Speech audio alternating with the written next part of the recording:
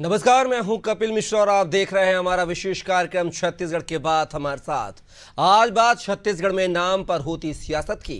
छत्तीसगढ़ में नाम बदलने की सियासत चल रही है। वर्ष 2018 में जब कांग्रेस सरकार आई थी, उसने कुछ योजनाओं के नाम बदल दिए और राजीव गांधी के नाम पर रख दिए थे। अब बीजेपी सरकार आने के बाद योजनाओं का फिर से नामकरण किया गया है और दीनदयाल उपाध्याय के नाम पर रख दिया गया है। योजनाओं का नाम बदला जा रहा है, उनकी प्रभावशीलता कितनी है और उनका लक्ष्य क्या है, इस विषय पर कोई चिंतन नहीं किया जा रहा है।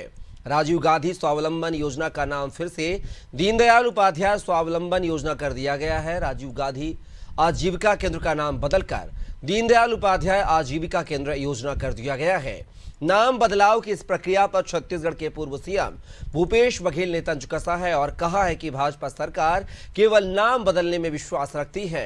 इस पर पलटवार करते हुए छत्तीसगढ़ के उप मुख्यमंत्री अरुण साव ने कहा है कि नाम बदला नहीं है, बल्कि कांग्रेस सरकार ने जो नाम बदले थे उनको ठीक किया गया है। योजनाओं का नाम चाहे जैसा हो, लेकिन उनका काम मजबूत होना चाहिए। क्या ऐसा हो पा रहा है? आज की चर्चा इन्हीं सवालों के इर्द गिर्द है, लेकिन सबसे पहले आपको कुछ प्रतिक्रिया सुनवाते हैं, उसके बाद पूरे इस मुद्दे पर चर्चा करेंगे। जो शहरी क्षेत्र में राजीव गांधी स्वावलंबन योजना और दूसरे एक और योजना हम लोगों ने शुरू किया था, उसका नाम बदल दिए। ये नए योजना शुरू नहीं कर पा रहे हैं, ये नेम चेंजर सरकार है। स्वामी आत्मानंद का नाम बदल दो, डॉक्टर खूबचंद बघेल का नाम बदल दो, राजीव गांधी जी का नाम बदल दो, तो ये नेम चेंजर सरकार है। पूर्व में ये योजनाएं उन्हीं नामों से चल रहा था, पंडित दीनदयाल उपाध्याय जी के नाम से। फिर से उन योजनाओं का नाम पंडित दीनदयाल उपाध्याय जी के नाम पर किया गया। ये काम तो कांग्रेस ने किया, केवल और केवल नाम बदलने का, नाम की पट्टिका लगाने का। और हम तो उस संकल्प के साथ आगे बढ़ रहे हैं कि हमने बनाया है, हम ही संवारेंगे। आपको अभी बताया 11,000 करोड़ रुपए से अधिक की परियोजनाओं की स्वीकृति मिली है। निश्चित रूप से छत्तीसगढ़ इससे संवरेगा। छत्तीसगढ़ विकसित छत्तीसगढ़ के निर्माण की दिशा में हम तेज गति से आगे बढ़ रहे हैं। तो देखा आपने, नाम बदलने को लेकर जो है छत्तीसगढ़ में सियासत जारी है। कोई पहली बार ऐसा नाम बदलाव नहीं हुआ है योजनाओं का। इसके पहले भी कांग्रेस सरकार में भी नाम बदले गए थे योजनाओं पर। इस पूरे मुद्दे पर चर्चा करेंगे और चर्चा करने के लिए हमारे साथ विशेष पैनल जुड़ गया है। चलिए परिचय करवा देता हूं। हमारे साथ बीजेपी प्रवक्ता आलोक सोनी जी हैं, साथ ही कांग्रेस प्रवक्ता प्रगति वाजपेयी जी और वरिष्ठ पत्रकार कौशल स्वर्णवीर साहब जुड़ गए हैं। तीनों मेहमानों का बहुत बहुत स्वागत है हमारी इस खास पेशकश में। पहला सवाल मेरा आलोक सोनी जी आपसे है कि नेम चेंजर सरकार हो आप, ऐसा हम नहीं, भूपेश बघेल ने कहा है, आपने भी खुद सुना है। आखिर नाम बदलने को लेकर क्या कुछ जद्दोजहद है? काम पर विश्वास रखना चाहिए ना, काम धरातल पर होना चाहिए, नाम चाहे कुछ भी हो। क्या इस विचारधारा का आप भी समर्थन करते हैं आलोक जी? देखिए, मैं उस विचारधारा का समर्थन करता हूँ जिस विचारधारा में अंतिम समाज के अंतिम पायदान पर खड़े व्यक्ति तक राष्ट्रीय योजनाओं का, सरकार की योजनाओं का लाभ पहुंचे, और वो विचारधारा थी पंडित दीनदयाल उपाध्याय जी।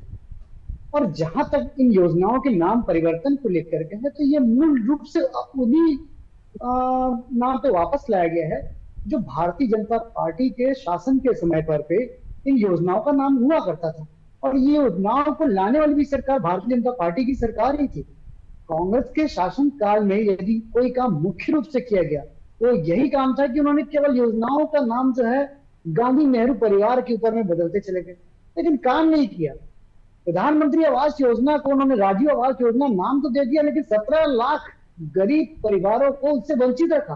तो ऐसा यदि नाम परिवर्तन करके यदि काम नहीं कर रहे और समाज का जो गरीब तबका है उसके आवास को, हक को छीन रहे हैं, फिर आप किस मुंह से इस तरह के आरोप लगाते हैं? 5 साल आपकी शासन व्यवस्था थी, आपने क्या काम किया?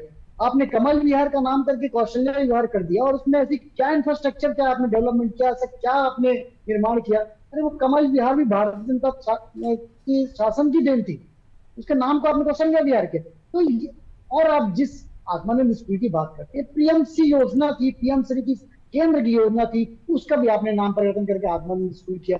और मैं सच बताना चाहूंगा कपिल जी, आत्मानंद जी का नाम होंगे, मैं समझता हूँ कोई बड़े विद्वान होंगे, प्रकांड होंगे, लेकिन हमारे छत्तीसगढ़ की आम जनता के एक से एक विद्वान हुए, एक से कहना चाहिए क्रांतिकारी हुए हैं, जिन्हें लोग जानते हैं। उनकी जगह पर ये नाम दिया गया जिसके बारे में अनभिज्ञ थी जनता। तो ये काम तो कांग्रेस की सरकार ने किया है, फिर ये किस तरह का आरोप लगा रहे हैं? आरोप तो पहले अपने गिरबान में झांकने की आवश्यकता है। प्रगति वाजपेयी जी, बड़े आरोप लग रहे हैं। नेम चेंजर सरकार कहा है भूपेश बघेल ने, लेकिन अपने गिरेबान में नहीं झांका है। ये आलोक सोनी जी कह रहे हैं आपकी सरकार में भी योजनाओं के नाम बदले गए हैं। शायद आपको याद हो, या फिर मैं याद दिला दूं, मेरे पास वो पत्र भी है जो आपकी सरकार का था, ये शायद देख पा रही हो। इस पत्र में 5 योजनाओं का नाम बदला गया था, 2019 की बात है। तो फिर ये नेम चेंजर सरकार क्यों कहा जा रहा है वर्तमान सरकार को? देखिए कपिल जी, नाम पट्टिका लगाने का काम कर रही है भारतीय जनता पार्टी। आलोक सोनी जी कह रहे हैं कि कमल विहार का नाम बदलकर कौशल्या विहार रख दिया, तो क्यों नहीं? माता कौशल्या जी का मायका है छत्तीसगढ़, श्री रामचंद्र जी का ननिहाल है। यदि कमल विहार को कौशल्या विहार कर दिया गया तो उसमें उनको क्या आपत्ति? प्रगति जी, आपने शायद उनको पूरा सुना नहीं। उन्होंने कहा है कि नाम बदल दिया है लेकिन इंफ्रास्ट्रक्चर में कोई बदलाव नहीं किए, उनका ये कहना है। प्रगति जी, कपिल जी, यही तो प्रॉब्लम है, आप बोलने नहीं देते। जरा बोलने दीजिए ना, आप बोलने दीजिए। तो सही बात बोलिए ना प्रगति जी, झूठ लपेट लपाट के बोली तो कैसे चलेगा, बताइए आप मुझे। लपेट लपाट वाली मैंने बात ही शुरू की है और आप बीच में इंटरप्ट करने लगे। मैंने बात शुरू की है, बीच में आप इंटरप्ट करने लगे, मेरी बात पूरी नहीं हुई है। आप चलिए आप शांति चलिए आप हाँ पूरी बात कर लीजिए, मैं 2 मिनट शांति से सुन रहा हूँ आपको। चलिए सुनाइए क्या सुनाना चाहती हैं आप। इंदिरा आवास योजना का नाम बदलकर प्रधानमंत्री आवास योजना रखा गया था। इन्होंने कहा प्रधानमंत्री आवास योजना का हमने राजीव आवास योजना कर दिया, तो पहले वो इंदिरा आवास योजना थी। हाँ, हम हमारी जो इस देश के लिए हमारे नेता शहीद हुए हैं, राजीव जी, इंदिरा जी, जो इस देश के लिए प्राण न्यौछावर किए हैं, कांग्रेस उन पर अपने जितने भी उन्होंने ये योजनाएं लाई थी उनके नाम रखे। तो इसमें भारतीय जनता पार्टी को कोई तकलीफ नहीं होनी चाहिए। जब से पिछले 9 महीने में भारतीय जनता पार्टी की सरकार बनी है, इनके पास कोई एक भी नया इन्होंने कोई योजना लागू नहीं की, योजनाओं को इन्होंने धरातल पर उतारा नहीं। ये सिर्फ कलेवर बदलने का काम कर रहे हैं। इतिहास से आप भी पिछले 5 साल का इतिहास उठाकर पढ़ लीजिए। यदि 5 सरकारों 75 साल का इतिहास पढ़ के बैठे हुए हैं, और जिसमें योजनाओं का 5 योजनाओं का नाम हमने बदला है, इंदिरा गांधी जी के योजनाओं का नाम हमने बदला है, तो हमने 50 योजनाएं छत्तीसगढ़ की जनता के लिए लागू भी की थी। इन्होंने तो एक भी योजना नहीं लाई। सिर्फ 9 महीने में ये लीपा पोती करके सिर्फ नाम बदलने का ही तो काम कर रहे हैं। आखिर महतारी वंदन योजना को आप योजना नहीं मानती हैं प्रगति जी? वो तो आपकी योजना नहीं थी, नई योजना थी। महतारी वंदन के नाम पर ही महिलाओं को ठग रहे हैं। इनके लोग महतारी वंदन, नारी शक्ति के नाम पर जो वोट बटोरे हैं लोकसभा चुनाव में, नारी शक्ति के नाम पर जो नारी न्याय योजना के नाम पर वोट, प्रगति जी जवाब दे दीजिए। नारी न्याय योजना के नाम पर जो लोकसभा चुनाव में आपने भ्रामक प्रचार किया है, कई जगह पे आपके सांसद बने हैं, क्या उस संसदीय क्षेत्र की महिलाओं को मिल रहा है लाभ? वो बताइए आप मुझे। अगर झूठ परोसने की बात आप कर रही हैं तो सरकार बनने के बाद नारी न्याय योजना तो के झूठा ही परोसा ना आपने मैडम। 8,333 रुपए देने वाले थे, लेकिन सरकार नहीं बनी। सरकार यदि कांग्रेस पार्टी की सरकार बनती, इंडिया गठबंधन की सरकार बनती, तो उस पर हमने गारंटी लेकर आई थी कपिल जी। चलिए खैर, अब देखते हैं आगे आपकी सरकार आती है तो कितनी गारंटियों को पूरा करते हैं नहीं करते हैं। सीधा रुक करूंगा कौशल जी की तरफ। कौशल जी, नाम को बदलने को लेकर सियासत हो रही है छत्तीसगढ़ में। क्या नाम बदलने पर इतनी सियासत है? क्या उस नाम से जो योजना है, क्या उस वो कितना काम कर रही है, कितना योजनाओं का लाभ जो अंतिम छोर के व्यक्ति तक मिल रहा है, क्या यह देखना परखना जरूरी नहीं है? सिर्फ नाम बदल दिया ये देखना जरूरी है क्या? कपिल जी, देखिए बात वही घूम फिर कर आती है कि जब छोटे थे तो पढ़ते थे कि नाम बड़ा या काम। तो कहीं कहीं आप देखेंगे कि जिस तरह की स्थिति निर्मित होती है कि सरकारें आती है तो नाम बदल दिए जाते हैं। केंद्र में भी सरकार आई, पुरानी योजनाओं का नाम बदल दिया गया। राज्य में सरकारें आई, पुरानी योजनाओं का नाम बदल दिया गया। फिर सरकार बदली, फिर उन्हीं नामों पे कर दिया गया। तो नाम बदलने से बेहतर मुझे ऐसा लगता है कि सरकार किसी की भी हो, यदि उस योजना का लाभ अंतिम पंक्ति के व्यक्ति जिसके लिए यह योजना बनाई गई उस तक नहीं पहुंचता, तो मुझे लगता है कि नाम बदलने का कोई औचित्य नहीं है। यदि आप बात करते हैं किसी भी योजना जो 5 योजनाओं जिनकी आप बात कर रहे हैं, जिनके नाम बदले गए हैं, निश्चित तौर पर जो सरकारें आती उनके जो श्रेष्ठ व्यक्ति होते हैं, श्रेष्ठ पुरुष होते हैं, उनके पार्टी के जो शिरोधार्य नेता होते हैं, उनके नामों पर वो योजनाओं का नामकरण करती है। लेकिन उन योजनाओं के तहत जो भी पैसे हैं, चाहे उनकी जो सुविधाएं हैं, चाहे स्वावलंबन योजना की बात करें, चाहे और जो योजनाएं जिनका नाम बदला गया उस तरह की योजनाओं की बात करें, आजीविका केंद्र की योजना है, तो ऐसी योजनाओं का नाम बदलने के बाद यदि उनका लाभ निश्चित जो व्यक्ति है, जो पात्र हितग्राही है, उन तक नहीं पहुंचता, तो मुझे लगता है कि इसका कोई औचित्य नहीं है। सिर्फ नाम बदलने से कुछ नहीं होगा, उन योजनाओं को धरातल तक पहुंचाना होगा जो अंतिम पंक्ति के व्यक्ति तक, जिसका जो उसका हक है। आप देखेंगे कई बार सरकारें आती है, योजनाएं बनती है, इम्प्लीमेंटेशन की बात जब आती है तो इम्प्लीमेंटेशन करने वाले जो लोग हैं वो अंतिम व्यक्ति तक नहीं पहुंच पाते। आप देखेंगे कई बार शिकायतें आती है कि जो पात्र व्यक्ति है उस तक योजना का लाभ नहीं पहुंचता, बल्कि जो अपात्र हैं, कई ऐसे अपात्र लोगों के नाम जुड़ जाते हैं जिनको उनकी जरूरत ही नहीं पड़ती है। तो ऐसी चीजों पर निगरानी रखी जानी चाहिए, इसके लिए मॉनिटरिंग सिस्टम बनाना चाहिए। सिर्फ आप नाम बदल देंगे और उसका लाभ मिल जाएगा, ये कहीं से मुझे लगता है कि उचित नहीं है। इसके लिए एक प्रॉपर मॉनिटरिंग सिस्टम बनानी चाहिए। आप जितनी भी योजनाएं, आजीविका केंद्र किसके लिए है? गरीबों के लिए है। स्वावलंबन योजना किसके लिए? गरीबों के लिए। तो अंतिम पंक्ति की व्यक्ति की जब बात होती है, आप देखेंगे गरीब व्यक्ति की स्थिति वही की वही है। सिर्फ आप उनको पक्के मकान देने की बात होती तो आप देखेंगे कई अपात्र लोगों के नाम जुड़ जाते हैं। जब उनको पेंशन देने की बात होती तो जो असली हितग्राही उनको नहीं मिल पाता। तो ऐसी बहुत सारी योजनाएं हैं राज्य सरकार की और केंद्र सरकार की, जो डायरेक्ट बेनिफिट की स्कीम होती है, जिससे जो हितग्राही है, अंतिम पंक्ति का जो व्यक्ति है, वो सीधा लाभान्वित होता है। लेकिन उन योजनाओं की मॉनिटरिंग नहीं की जाती, और यही वजह है कि जो नाम बदलने के बाद भी ऐसे लोगों तक यदि आप उनका काम नहीं पहुंचा पाएंगे तो मुझे लगता है कि इसका कोई औचित्य नहीं। बिल्कुल कोई औचित्य नहीं है, काम पर विश्वास होना चाहिए, ना कि नाम पर। प्रगति जी, क्या आप मानती हैं कि जो आप आरोप लगा रहे हैं कि नेम चेंजर सरकार है और योजनाओं के नाम बदल देती है, जो व्यक्ति हैं, जो लाभार्थी हैं, उन तक लाभ नहीं पहुंचता है, तो ये बताइए, अगर आपकी योजनाएं सकारात्मक थीं, धरातल पर अंतिम छोर के व्यक्ति तक आपकी योजनाओं का लाभ पहुंच रहा था, जो आपने योजनाएं बनाई थी या नाम बदला था, मैं उस पर भी कहूंगा, फिर आपको जनता ने सत्ता में दोबारा क्यों नहीं दिया, क्यों नकार दिया पहली बार में ही? कहीं ना कहीं उन जनता को जिसके लिए वो योजनाएं बनाई गई थी, वो योजनाएं उन व्यक्तियों तक धरातल पर नहीं पहुंच रही थी। क्या ये वजह मानती हैं आप सरकार का ना दोबारा आना? देखिए कपिल जी, जो ये जुमला बंधन योजना लागू किए, उसका निश्चित तौर पर असर पड़ा कि कांग्रेस 15 ऐसी सीट थी जहां हम 1000 से कम अंतर पे थे। 1000 से कम अंतर पे हम हारे हैं, और जनता जनार्दन का जो निर्णय था वो हमने स्वीकार किया। कहीं हमारी पार्टी से चूक हुई होगी जिसके कारण हम सरकार दोबारा नहीं बना पाए। तो आप मानती हैं कि खामियां रही हैं आपकी योजनाओं में? माननीय भूपेश बघेल जी की जो योजनाएं थी, उन्हें हमने धरातल पर पहुंचाया है, अंतिम पंक्ति के अंतिम छोर के अंतिम व्यक्ति तक हमने पहुंचाया है। गांव खुशहाल थे, आज गांव में किसानों को समर्थन मूल्य नहीं मिल रहा है। गन्ना के समर्थन मूल्य के लिए लोग रोड पर बैठ रहे हैं, धान का समर्थन मूल्य सबको नहीं मिल रहा है, धान सड़ रही है। जबकि भूपेश बघेल जी की सरकार में गांव का व्यक्ति गोबर भी बेचता था, धान भी बेचता था, और गन्ने का भी समर्थन मूल्य लेता था। हाँ, कुछ चूक रही होगी जिसके कारण हम दोबारा सरकार नहीं बना पाए, लेकिन माननीय भूपेश बघेल जी की जो भी योजनाएं थी, जो भी कांग्रेस पार्टी की योजनाएं थी, वो गरीब उन व्यक्तियों तक पहुंची जो हकीकत में, जैसा कौशल रणवीर जी ने कहा, कि जो हकीकत में उन योजनाओं के लिए, जिनके लिए वो योजनाएं होती हैं, उन तक हमने योजनाएं पहुंचाई, निश्चित तौर पर पहुंचे। प्रगति जी, आपकी जो योजनाएं थी ग्रामीण अंचल को काफी प्रभावित करती थी, मैंने भी देखा उनके नाम, नरवा, गुरुवा, गढ़वा, बाड़ी, जो भी, मैं पूरा नाम नहीं ले पा रहा हूँ उस चीज का सही तरीके से। गौठान योजना थी, गोबर खरीदी होती थी, उसके बाद भी जनता ने क्यों फिर नकार दिया? जब आपने अंतिम छोर के व्यक्ति तक, ग्रामीणों पर फोकस किया था और उसी ग्रामीण ने आपको नकार दिया है, तो कहीं ना कहीं वो योजना जो है धरातल पर नहीं उतरी, इसकी बड़ी चूक मानती हैं आप, नहीं मानती हैं प्रगति जी?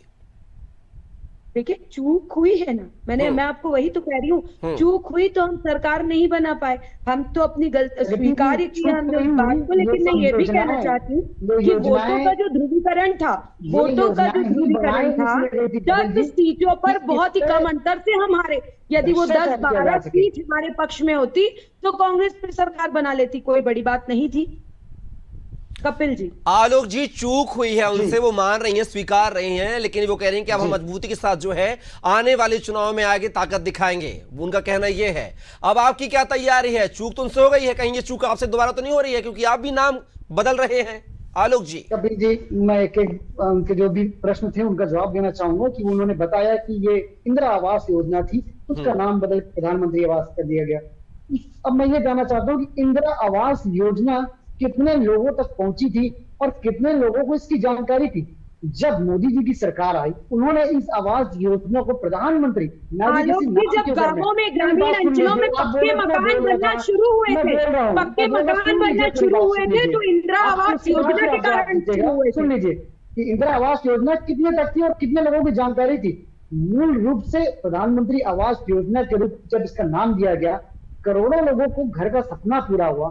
और उसके बाद केवल भूपेश बघेल जी ने इसलिए इस योजना पर छत्तीसगढ़ में ब्रेक लगा दिया क्योंकि प्रधानमंत्री शब्द जुड़ा हुआ है। प्रधानमंत्री क्या किसी व्यक्तिवाचक शब्द है? ये उस पद को इंडिकेट करता था, ये पद को बताता था। प्रधानमंत्री भारत देश के प्रधानमंत्री है, ना कि किसी पार्टी के या किसी राज्य के प्रधानमंत्री थे। वो तो सभी के लिए प्रधानमंत्री थे। फिर इसमें भूपेश बघेल जी की क्या ऑब्जेक्शन थी और क्यों इतने लाखों परिवारों का हक छीना गया? दूसरी बात, आज भी कांग्रेस की शासन प्रणाली और कांग्रेस की जो सरकारें हैं वो नेहरू गांधी परिवार की चरण वंदन से आगे निकल नहीं पाते हैं और समस्त योजनाओं का नाम आज भी देखिएगा पूरे भारतवर्ष में केवल और केवल गांधी और नेहरू के नाम पर में रखा जाता है। क्या इस देश में और कोई क्रांतिकारी नहीं हुए? क्या इस देश में और कोई ऐसे विचारधारा वाले व्यक्ति नहीं हुए? क्यों से केवल इन्हीं नाम के ऊपर में ये दर्शाता है कि आप परिवारवाद को किस हद तक के अपना चुके हैं, आप किस हद तक एक परिवार की चरण वंदन करते हैं, इस बात को दर्शाता है। लेकिन भारतीय जनता पार्टी ने केवल काम पे फोकस किया।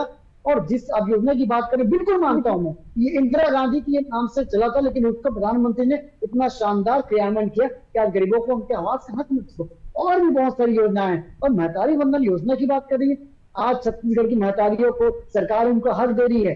सरकार जो है उन्हें पोषित करने के लिए, उनके बच्चों को पोषित रखने के लिए उन्हें अपने हक के लिए उनके पास में सीधे डायरेक्ट बेनिफिट ट्रांसफर कर रही है। फिर आपको किस बात की ऑब्जेक्शन है? आपको तो 1,000 रुपए में महिलाएं पोषित हो जाएंगी, महिलाओं को बहुत पोषित हो जाएंगे। क्या कांग्रेस शासन ने प्रोवाइड किया था? कांग्रेस शासन की जो आप नरवा गुरवा बाड़ी की बात कर रहे हैं, बाड़ी बिल्कुल। और कहाँ बहागे मोर संगवारी, वो पूरा भ्रष्टाचार की भेंट चढ़ गया। वो जो पूरी योजना थी भ्रष्टाचार के लिए बनाई गई योजना थी और करोड़ों रुपए का गोबर खरीदी का घोटाला हुआ। ये जन जन को वाकिफ है। आज भी आज समाचार पत्र के माध्यम से जानकारी मिल गई है कि शिक्षा विभाग जो है प्रधान पीएमसी योजना के तहत जो स्कूलों हैं, इन स्कूलों को वैसा अपडेट नहीं कर पाई, तो उनकी फंड की जो है वो रोका जा रहा है। वो किसकी देन है? वो छत्तीसगढ़ की कांग्रेस सरकार की देन है। उन्होंने उस योजना को प्रभावी रूप से लागू नहीं किया। आलोक जी, चलिए आलोक जी, आपने कितने स्कूल बंद हुए, कितने स्कूलों तक शिक्षक नहीं पहुंच पाए। दुर्भाग्य सोचिए भारतीय जनता पार्टी का कि छात्राओं को अपना हक मांगने जाना पड़ रहा है और उनको धमकी मिलती है डीओ ऑफिस से, शिक्षा अधिकारी के कार्यालय से। जब वो शिक्षक मांगने जा रही हैं अपने लिए छात्राएं, तो उनको धमकी मिलती है कि ज्यादा बात करोगी तो जेल में डाल दिया जाएगा। ये दुर्भाग्य है इस प्रदेश का, दुर्भाग्य है इस प्रदेश का कि भारतीय जनता पार्टी की सरकार में आप बात कर रहे हैं, आप ग्रामीण अंचलों में स्कूल शिक्षक नहीं आप पहुंचा पा रहे हैं। शिक्षक और आप प्रगति जी और आलोक जी, मैं दोनों को इंटरप्ट करना चाहूंगा, समय का अभाव है। प्रगति जी और आलोक जी, प्रगति जी कुछ मैं भी सवाल कर लूं। प्रगति जी कुछ मैं भी सवाल कर लूं आलोक जी से। आलोक जी, जब इतनी बुरी योजनाएं थी, धरातल पर काम नहीं हो रहा था, आपकी योजनाएं दमदार थी। आपने कहा पीएम आवास योजना का जिक्र किया, निश्चित तौर पर लोग लाभान्वित हो रहे हैं, ज्यादा से ज्यादा लाभ मिल रहा है, लेकिन फिर भी 400 पार का नारा जो 300 पार पर नहीं पहुंच पाया, इतना सब कुछ होने के बाद। तो चूक आपकी कहां चूक रह गई? विनम्रता से मैं इस बात को स्वीकार करता हूं कि हमने 400 पार का लक्ष्य रखा था। किस लिए रखा था कपिल जी? क्योंकि हमने आम जनता के लिए वैसे काम किए और हमें लगा कि आज जिस तरीके से हम आगे बढ़ रहे हैं, हमें जनता का प्रेम उससे और अधिक रूप से मिलेगा। और कोई भी बच्चा यदि कोई एग्जाम की तैयारी करता है या किसी चीज को टारगेट लेकर चलता है, एक बड़ा टारगेट लेकर के चलता है, हमें उतना जैसा समर्थन मिलना था नहीं मिला, इस बात को मानते। लेकिन गलती रह गई कहीं पर आलोक जी, चूक रह गई कहीं पर? चूक रही होगी। यदि कपिल जी आप काम करेंगे तो चूक की संभावना बनेगी। आप काम करेंगे, चूक होगी, आप संभालेंगे, सुधारेंगे, आगे बढ़ेंगे। लेकिन ये नहीं कि हम 99 नंबर ला करके 100 में से 500 में से पास होंगे और खुशी मनाएंगे, उसको सेलिब्रेट करेंगे। मतलब आप मार्जिन से आप पास कर रहे हैं, बड़ी मुश्किल से आप दहाई के आंकड़े में पहुंचे हैं। तो साहब सरकार तो आपकी भी बैसाखी पर है, कहां पूर्व बहुमत की सरकार है आपकी? बैसाखी पे नहीं, ये शुरू से ये एनडीए की सरकार थी। साथ में मिलकर हमने चुनाव लड़ा थी, बैसाखी वाली कैसी बात है? ये हमारे जो एक चलिए मैं कौशल जी का रुख करता हूं, समय का अभाव है, कौशल जी का अंत में रुख करता हूं। कौशल जी, आपने कहा कि नाम नहीं काम बड़ा होना चाहिए, लेकिन इसको लेकर जिस तरीके से सियासत हो रही है, बयानबाजियां आ रही हैं, पूर्व सीएम की बयानबाजी आ रही है, अरुण साहब की बयानबाजी आई है, तो क्या मान लिया जाए ये बयानबाजी है जो आने वाले निकाय चुनाव, पंचायत चुनाव, उसको लेकर श्रेय लेने की राजनीति है क्या? कपिल जी निश्चित तौर पर श्रेय लेने की राजनीति जो भी हो, लेकिन मुझे ऐसा लगता है कि जो 2-3 योजनाओं के नाम जैसे आजीविका केंद्र, तो मुझे ऐसा लगता है कि नाम बदलने के बाद वहां पर महिलाओं की आजीविका का काम किया जाएगा, ऐसी उम्मीद करता हूँ। शुद्ध पेयजल योजना की जो नाम बदला गया है, तो अभी भी आप देखेंगे प्रदेश में कई गांव ऐसे जहां पर पीने का साफ पानी मिल नहीं पा रहा है। तो मुझे ऐसा लगता है कि नाम बदलने के बाद आप सरकार को उस दिशा में प्रयास किया जाना चाहिए कि जो जिस नाम के तहत उन योजनाओं को किया जा गया है, यदि वो अंतिम व्यक्ति तक पहुंचाने की उनकी जिम्मेदारी पर वो सकारात्मक दिशा से आगे बढ़ते, तो मुझे ऐसा लगता है कि नाम बदलने का जो काम किया हो वो सही मायने में सच साबित होगा। और सिर्फ यदि नाम बदल के सिर्फ वाहवाही लूटेंगे और सिर्फ बयानबाजी करेंगे, तो मुझे ऐसा लगता है इससे व्यक्ति को कुछ हासिल नहीं होना है, आम जनता ठगी की ठगी महसूस करेगी। लेकिन मुझे ऐसा लगता है कि राजनीतिक दल के लोगों को समझना भी चाहिए कि जब चुनाव आते हैं, आगे नगरीय निकाय चुनाव है, फिर पंचायत चुनाव भी है, यदि जनता के साथ आप ठगी करेंगे तो जनता भी आपको आईना दिखाने से पीछे नहीं हटेगी। अब प्रगति जी, अंत में सवाल है, कम शब्दों प्रतिक्रिया चाहूंगा, विपक्ष की भूमिका में है, अगर नाम बदलने के बाद भी अगर आम जनता तक, अंतिम छोर के व्यक्ति तक लाभ नहीं पहुंचता तो विपक्ष की क्या भूमिका होगी प्रदेश में? हम सड़कों पर उतरेंगे और आंदोलन करेंगे। जैसे अभी हमने छत्तीसगढ़ न्याय यात्रा की, गांव में जब हम 125 किलोमीटर चले गिरौदपुरी से रायपुर तक, तो हजारों लोग माननीय दीपक बैज जी को ऐसे मिले जिनको समस्याएं थी। किसी को महतारी वंदन का पैसा नहीं मिल रहा था, किसी को अनाज, किसी ने धान नहीं बेच पाई है, किसी को प्रधानमंत्री आवास नहीं मिला, तो किसी के साथ कुछ किसी के घर में कुछ घटनाएं घटित हुई, पुलिस रिपोर्ट नहीं लिखी। तो तमाम तरह के लोग जो रास्ते पर मिले, दीपक बैज जी जिन्हें न्याय दिलाने के लिए सड़कों पर उतरे थे, तो हम पुनः सड़कों पर उतरेंगे। हम आज भी सड़कों पर उतरे हुए हैं। हम ये नहीं डरे कि चुनाव पास में है तब आंदोलन करेंगे। हम तो जनता के लिए सड़क पर उस दिन आ गए थे जिस दिन हम सरकार से गए। दूसरे दिन पहली बार ऐसा हुआ होगा कि 3 महीने की सरकार हुई थी, 4 महीने की सरकार, और हमने विधानसभा का घेराव किया था। क्यों? क्योंकि आप देखिए कि अपराध के मामले में छत्तीसगढ़ ऊपर जा रहा है, सबसे ज्यादा अपराध में बढ़ रहा है। महिलाओं के लिए अपराध, महिलाओं के लिए छत्तीसगढ़ सुरक्षित नहीं है नेशनल क्राइम ब्यूरो की रिपोर्ट के हिसाब से। तो हम इन सब चीजों को लेकर सड़क पर आए हैं और हम जनता के अधिकार के लिए, जनता की आवाज उठाने के लिए हम सड़क पर उतरेंगे। और सरकार को, जनता को न्याय देना पड़ेगा, न्याय दिलाना पड़ेगा, और कांग्रेस अपनी विपक्ष में जो भूमिका है उसे मजबूती से निभाएगा और जनता को न्याय दिलाएगा। बिल्कुल प्रगति जी, अच्छा विपक्ष वही होता है जो सरकार को सही चलने पर मजबूर कर दे, और आशा करते हैं कि आप भी विपक्ष की भूमिका निभाएंगे। फिलहाल की इस चर्चा का हिस्सा बनने के लिए आप तीनों मेहमानों, कौशल जी आपका, प्रगति जी आपका, आलोक जी बहुत बहुत धन्यवाद, शुक्रिया। तो छत्तीसगढ़ में नाम बदलने को लेकर, योजनाओं के नाम बदलने को लेकर सियासत हो रही है, लेकिन योजनाओं के नाम बदलने से क्या काम प्रभावित होगा या नहीं, या काम इफेक्टिव तरीके से अंतिम छोर के व्यक्ति तक पहुंचेगा या नहीं, ये देखना दिलचस्प होगा। फिलहाल के लिए हमारे इस खास पेशकश में बस इतना ही। आप बने रहिए अनादि टीवी के साथ। नमस्कार।